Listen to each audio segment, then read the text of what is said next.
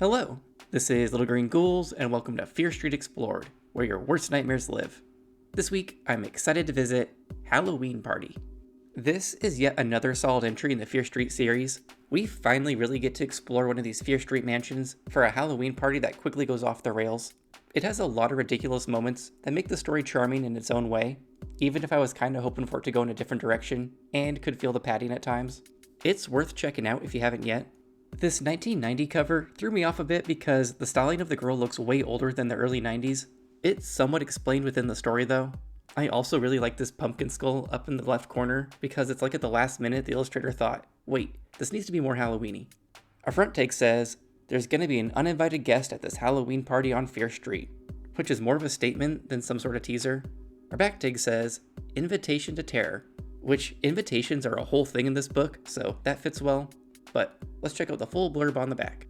The invitation arrived in a black boarded envelope. Inside, the card showed a coffin with the inscription, reserved for you. It was perfectly fitting for an all-night Halloween party on Fear Street. But Terry and his girlfriend Nikki wondered why they'd been invited. They barely knew Justine Cameron, the beautiful and mysterious transfer student who was throwing the party. The party was well underway when the lights went out. That's to be expected at a spooky Halloween party. But when the lights came back on, there was that boy on the floor with the knife in his back. Just a Halloween prank? Maybe, maybe not. For Terry and Nikki, their trick-or-treating has turned to terror. To their horror, they realize somebody at this costume party is dressed to kill. Okay, let's start this summary. The book opens with an introduction to Terry and his girlfriend Nikki having some graveyard adventures. Terry stops and reads a tombstone that reads, died October 31st, 1884. And is like, ooh, spooky. That's today. Because this is a Fear Street Halloween story after all. Terry wants to get out of there, but Nikki's having a great time. We learned in passing that Nikki had an accident as a child that left her essentially deaf, but she's a master lip reader now. They've almost reached the old Cameron mansion for a Halloween party, but right before they get there, a dark figure pops out from behind a tree. Terry shines his flashlight and reveals a man in tattered clothes with his flesh melting off. This is too exciting for the first few pages though, and it ends up being a boy named Murphy in a zombie costume who is also on his way to the Halloween party. We then jump to 2 weeks earlier, because I guess we're gonna have to build up to this Halloween party. I kinda hate these types of intros at times, because it's like, can't we just start at the interesting part? I don't always need 50 pages of Stine's padded build-up. Terry is our protagonist this week, and he's chatting at school with Trisha McCormick, who has a bit of a weight problem. Stine just can't help himself. While digging through his locker, an invitation with a coffin on the front falls out, and he learns he's been invited to the old Cameron mansion on Fear Street for an exclusive Halloween party. This is shocking for everybody invited, because the mansion is supposed to be abandoned and haunted, but apparently some new girl named Justine and her uncle have been fixing it up. Justine is the most beautiful girl in all of Shadyside, but still new to town, so not many people have really gotten to know her. Terry joins Nikki for lunch, where she mentions that she's friends with Jade and Dina from the wrong number, but I hope those two dummies are off solving mysteries and not involved in this story. They're mostly mentioned to point out that very few people got these special invitations. Terry and Nikki don't understand why they were invited to this party when they haven't even spoken to Justine. Later, they're stopped by the school's biggest gossip, Lisa Bloom, and she's hot on the case of this Halloween party. Lisa fills us in on all the drama. Apparently, Cameron Mansion's last owners were killed in a mysterious accident and are rumored to haunt the place. Plus, Justine was distantly related to them. That's why she moved into it with her uncle. Also, Justine's parents are dead or something, which is why her uncle is now her guardian. Lisa always has all the info.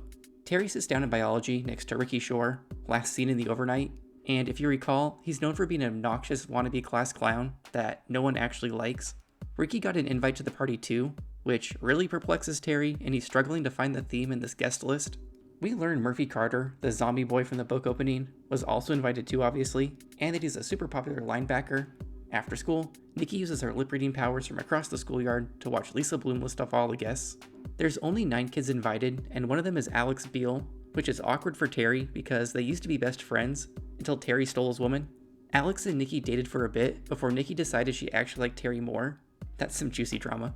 Sadly, Sookie Thomas is not on the invite list, but out of the 9 kids invited, none of them hang out with each other, so it seems like Justine just picked these kids at random. Well, aside from Nikki, Terry, and Trisha, because they all seem close. Justine finally appears last period to explain this invite list to a crowd of eager students. There's not much to reveal. She just says she invited kids she wanted to get to know better and hopes they all enjoy dancing to her rad sound system. 2 stereotypical bullies, Bobby and Marty, demand to get invites too, but Justine tells them to piss off. So the boys are like, "You'll be sorry." Eventually, this party list evolves into an argument between the jocks and the wimps over who can stay all night in the haunted Cameron mansion. The jock team consists of footballers Murphy and David, beauty queen Angela, and ex-bestie Alex.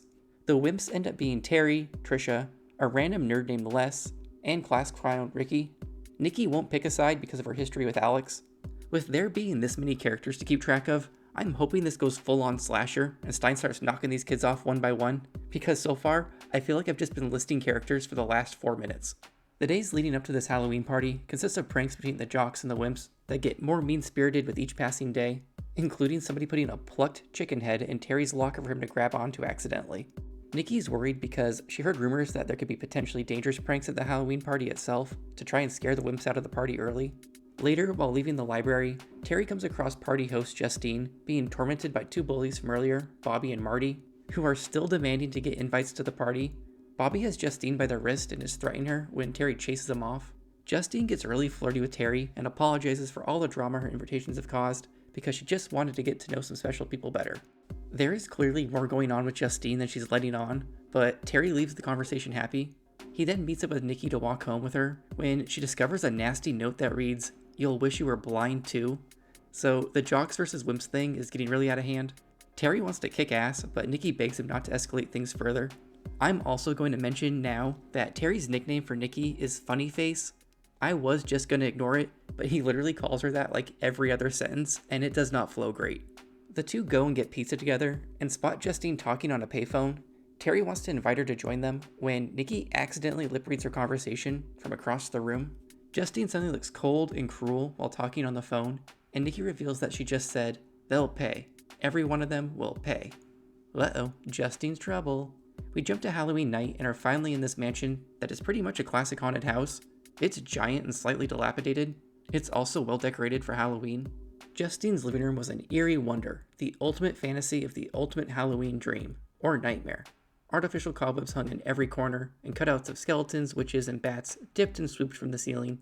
Along a narrow balcony above one side of the living room were colored spotlights that seemed to sweep the room in time to the music, their flickering lights causing everything to move eerily. The only other light came from a huge open fireplace where a big black kettle was boiling and sending greenish fumes bubbling up. All the furniture was from another century, but the music booming from the hidden speakers was now. The whole effect was like the world's most modern haunted castle. Nikki is dressed up as an old-fashioned carnival reveler, whatever the fuck that is, and Terry is dressed as a 1950s greaser.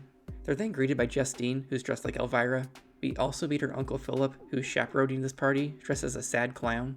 They then head over to a coffin covered in hors d'oeuvres that show off all the exciting places in the world that Justine has lived, because this girl's a teenage world traveler.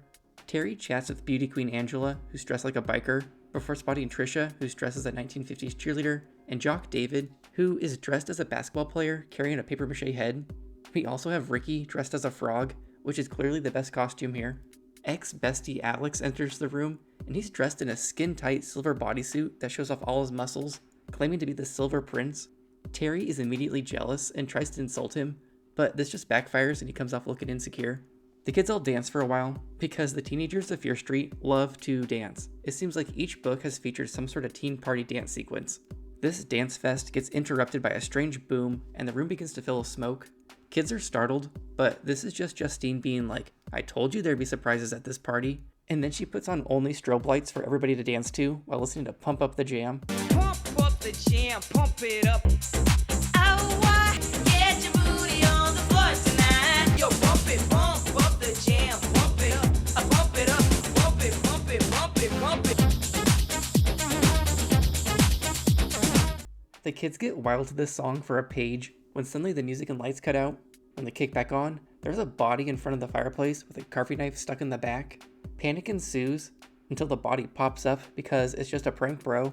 It was just Wimp Les in cahoots with Justine trying to scare everybody. We then have a chapter dedicated to teen jealousy. Alex and Nikki end up dancing together, so in return, Terry dances with Justine. All this gets interrupted though when 2 motorcycles bust into the living room. We then get a crazy chapter where book bullies, Bobby and Marty, proceed to start trashing the place and eating all the food. Uncle Philip tries to stop them, but they just shove him out of the way. At one point, Terry tries to confront one of them, but Marty is spinning a metal chain around the room and Terry doesn't want to lose his teeth. Eventually, Terry and David are able to outmaneuver the bullies by stealing one of their motorcycles, crashing it outside the house, grabbing the chain, and then beating the shit out of Bully Bobby, causing the bullies to retreat. It's kind of a funny sequence, but it's played as serious. Terry wants to call the police, but Justine is very against this idea and doesn't want her party to end anytime soon.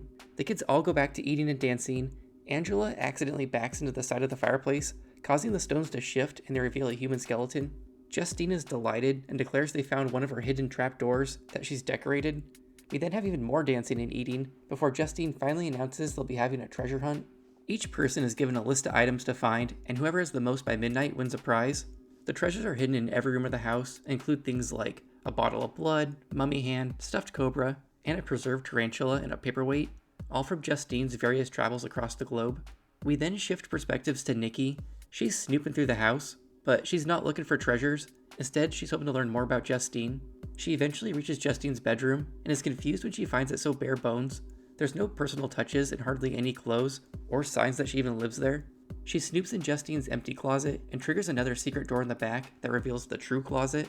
This closet is filled with expensive dresses and shoes that seem more like something that a rich movie star would wear than a high school student. She comes across a picture of Justine with a man in his 40s in a full-on embrace and wonders if Justine is secretly dating an older man. Nikki then moves on to snooping through Justine's medicine cabinet in her bathroom. Here she finds 3 prescriptions made out to Enid Cameron and begins to wonder if Justine is leading some sort of double life. We then shift back to Terry, who's happily collecting items on a treasure hunt, and so far he has a polished monkey skull, ivory dagger, and a crystal ball. I have to say, Justine has some great treasures. He decides to search the attic and comes across a hidden closet door in the back. When he opens it, he's horrified to find Alex hanging there with a broken neck and blood dripping down his front. He runs into Jock David, who's equally traumatized when he spots Alex. Together they run downstairs and crash into Trisha, Ricky, and Les. They all decide they need to call the police and run to find Justine and her uncle. Justine still doesn't want her Halloween party to end, so she sends her uncle up to the attic to check things out. But when they all return, the body is nowhere to be found, so everybody starts to accuse each other of trying to pull another prank. The group decides to search the house for Alex, and eventually they decide to check Justine's room, only to find Alex's bloody body laid on top of her bed. But shocker, once again, it's just a prank, bro. Alex pops out in a bathrobe, and we can see it's just a mannequin wearing his costume in bed. David was in on it the whole time, and Terry is furious. I feel like this was obvious from the beginning, because why would he trust a proven asshole like David, who is Team Jock? While all the wimps were searching for Alex, the Jocks were able to complete the rest of the treasure hunt, so they win. The kids all gather back into the living room to wait for Justine to announce the prize. While waiting, Nikki tells Terry everything she learned about Justine, and he just jokes that she's a CIA agent, undercover. If he read Missing, he would know that's not unheard of on Fear Street. Justine appears at the second floor banister to announce the treasure hunt prize and holds out a gold box of fancy chocolates from Paris. However, when she leans against the railing, it gives way and she tumbles over the edge and onto a couch below. At first, it's not clear if this is one of her pranks or not, but she sits up confused with an injured wrist. Uncle Philip examines the banister. You can see that it's been sawed at the base. The Jocks and Wimps start accusing each other of trying to set up another prank, but let's be real, they should be looking at Justine still because of the convenient couch landing. Terry and Nikki move on to fighting about Alex, and eventually Nikki storms off to snoop some more on Justine. Terry then goes to watch The Bride of Frankenstein with everybody else when there's a loud clap of thunder and all the lights go out. Justine reappears and says the darkness will be perfect for their next game. This game is really lame though and has nothing to do with the dark. Basically, everyone just has to say the worst thing they ever did, and if the group thinks they're lying, they'll be punished by Justine. Ricky goes first and mumbles about a bad event with a dead body on Fear Island, but says he can't get into the details because other kids were involved, so they all boo him, and his punishment is that he has to stand on one leg until Justine says he can stop. I guess Stine didn't want to spoil the plot if you haven't read The Overnight yet. Other kids share their secrets too, and it's all pretty mundane stuff like cheating on tests. Terry thinks this game is uncomfortable and notices Nikki is missing, so he goes to find her. He searches every room and eventually returns to the attic. He opens the closet where Alex pranked him earlier and stumbles across Les with a carving knife in his chest. Terry tries to convince himself that this is all just a joke and searches in vain for a pulse, but can't find one. Les is really dead. Terry backs out of the attic in shock and bumps into David in the hallway. David thinks it's a revenge prank but agrees to check out the body, only to find once again it's gone. Terry actually feels relief at first and thinks maybe he was wrong, until the boys notice a blood puddle at the bottom of the closet and smears the blood leading out to the open window. They follow the blood trail and spot Les's dead body sprawled out on the roof. These boys have never heard of not disturbing a crime scene, so Terry climbs out onto the roof with a piece of rope and they pull Les's dead body back inside to confirm, yep, he's dead. They race downstairs to call the police and tell Uncle Philip, but try to play it cool around the other kids since a murderer may be among them. Terry tries to dial out when he notices that the phone line's been cut. David and Terry then spot part of Philip's costume outside covered in blood. When the whole group of kids find out what happened to Les, it's pure panic mode. Angela basically runs out of the house screaming, but twists her ankle in the storm and has to come back in. The kids all end up deciding to wait inside together until morning. David eventually says he'll just drive really quick to a corner payphone so he can call the police from there, since there's no reason for everybody just to sit there uselessly. I'd have to agree, I would have been out of that house 30 minutes ago. He races out the front door and the group sits in silence. Terry's then like, oh yeah, Nikki is still missing, and starts to search the house with Justine's help. We then shift perspectives to David, who's walking through the Fear Street Cemetery in order to reach his car. The rain is coming down so hard that he can hardly see. When he reaches the parked cars, he discovers every single tire has been slashed. He decides he's already walked this far, so he might as well walk house to house on Fear Street looking for help. He makes his way up the street when he hears the roar of a motorcycle, and Bobby and Marty are back for some more bullying. The bullies are extra drunk now and get aggressive with him, so he has to turn and run through the graveyard. David ends up tripping over a root and knocking himself out on a gravestone. We then hear the bullies discussing how they need to hide his body just in case he actually dies. We then shift back to Terry's perspective. Terry is wandering the house with Justine, which is bad news for him because this girl is no good. They split up and Terry heads down into the basement alone. He spots a storage closet in the back and opens it up to find Nikki curled up in the bottom. She thinks somebody knocked her out unconscious while she was exploring Justine's room, and she shares a weird news clipping that she found that reveals that years ago, Justine's parents were killed in a car crash caused by a group of teens drag racing. These teens were of course the parents of all the kids at the party. The highlight of this moment is that Terry reads the article, which lists his own dad's name, but doesn't recognize it until Nikki points it out. She also shares that Justine's real name is Enid, and she was 1 year old when her parents were killed. So she's 28 now, pretending to be a high school student, so she can get her revenge on the children of the parents that killed her parents. It's unclear why she doesn't target the actual parents. Terry and Nikki race upstairs to warn the group, but Justine's able to convince the rest of the kids that it's one big joke, so they won't listen to Terry or Nikki because of the stupid jocks versus wimps thing.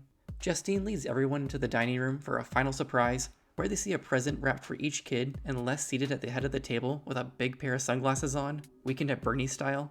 Things get real morbid as the kids crowd around Les excitedly telling him how much he scared them when his dead body flops out of the chair and onto the floor. They all scream and turn to run, but Justine has locked them in and the windows are barred. Justine then appears outside the window and tells the kids to open their gifts. Inside each box is a photo of Justine's parents, and she shares what we learned a couple pages ago, that their parents caused an accident that killed Justine's parents. Justine went ahead and killed Les first because his dad was the one who was driving the car that struck Justine's parents' car. She then says they're all gonna die just like her parents did, and has a pile of oily rags in the room next door, ready to be set on fire. But first, she has some psychological warfare like a supervillain. Justine plays a tape on repeat over 4 giant speakers, containing the sounds of a car crash, complete with people screaming in agony as they burn to death at a deafening volume. Justine then lights the rags on fire, and the room slowly begins to fill with smoke. We switch perspectives to Nikki, who thanks to her hearing loss, isn't overwhelmed by the sounds of the speakers. The other kids are losing their mind though. Alex is at the barred windows, pounding and tearing at them with bloody hands. She quickly finds a dumbwaiter inside a cupboard and has Terry lower into the basement. She then has to rip the boards off some windows with her bare hands, breaking her fingernails in the process. While crawling out, a hand grabs her by the ankle and she thinks it's Justine at first, but surprise, it's Uncle Philip, who's been tied up and left to burn inside the house. Nikki frees him, and together they're able to escape out of the basement window and pry the bars off the dining room windows with a conveniently placed crowbar. The kids all crawl out and Terry races over to Nikki, where he calls her funny face over and over as he kisses her. I just can't get past this funny face thing. It's so much worse if you actually read the dialogue in this book. David emerges from the Fear Street woods and says Marty and Bobby put him in a storage shed, but he was able to escape and call for help. Everybody gathers to watch the mansion burn, while Uncle Philip shares that he never meant for this to go so far. He just wanted to scare them and didn't realize Justine planned to kill them. Justine then appears out of nowhere with a wild look in her eyes and races at the group, but veers last minute into the burning house.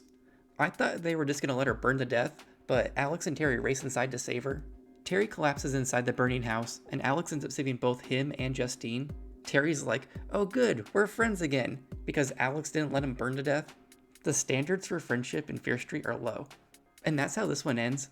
Justine is hauled off on a gurney to the loony bin, and all the kids just watch the sunrise. Overall, I thought Halloween Party was a perfectly fine story that kinda left me hoping for more. The story gets a bit bogged down with too many characters running around who ultimately don't serve much of a purpose other than to fill dancing scenes. It just felt like a missed opportunity to make the Halloween story a little extra spicy by knocking off some of these background characters. I did ultimately enjoy it for what it was though, and I really liked that we had an insane 28-year-old disguising herself as a high school student to avenge her dead parents. It was also fun that we finally got to spend some time in one of these notorious Fear Street haunted mansions. I'm gonna give this one 4 out of 5 chicken heads. I think this worked well as our first Fear Street Halloween adventure. Okay, for Fear Street deaths in Halloween Party, there was one. This was when poor Les gets stabbed with a carving knife and left in a closet. This brings our Fear Street series total to 8 deaths. In Fat 90s Moments, we had just 4 this week. These included saying rad, payphones, cassette tapes, and pump up the jam. This brings our Fear Street series total to 49. For Useless Adults, we have just 1. This is Uncle Philip, who just wanted to traumatize some teenagers with his niece, but oops, now she's killing them. This brings our Fear Street series total to 11. We had some X-drama for sure in this one. This was the Terry, Nikki, and Alex love triangle that resulted in a jilted Alex resenting his ex-best friend Terry for most of the book. This brings our Fear Street series total to 3. Once again, we didn't really have a cheesy ending this week. Instead, we ended with Justine, aka Enid, strapped to a gurney headed to the hospital, while all these kids stand around like, what the fuck just happened to us? This leaves our Fear Street series total at 6. Well, that's it for Halloween Party. I thought this book was an overall good time, and would love to see Justine escape and plot another twisted party in the future. Next week, we're looking at a Give Yourself Goosebumps book with TikTok You're Dead, which is a cover I remember clearly because I'm pretty sure a friend had this one growing up, and it's where I learned I thought these books were too confusing for child me to enjoy. Luckily, I'm liking them now. Let me know in the comments what you thought of Halloween Party. Do you think the world's most ridiculous bullies, Bobby and Marty, will return? What is a carnival reveler? Is there hope for a Fear Street Thanksgiving? Also, what did you think of my retro Halloween commercials this week? I found myself watching some of these compilations and thought it'd be fun to change things up. Anyways, as always, thanks again for watching, and make sure you subscribe for the pride, the love,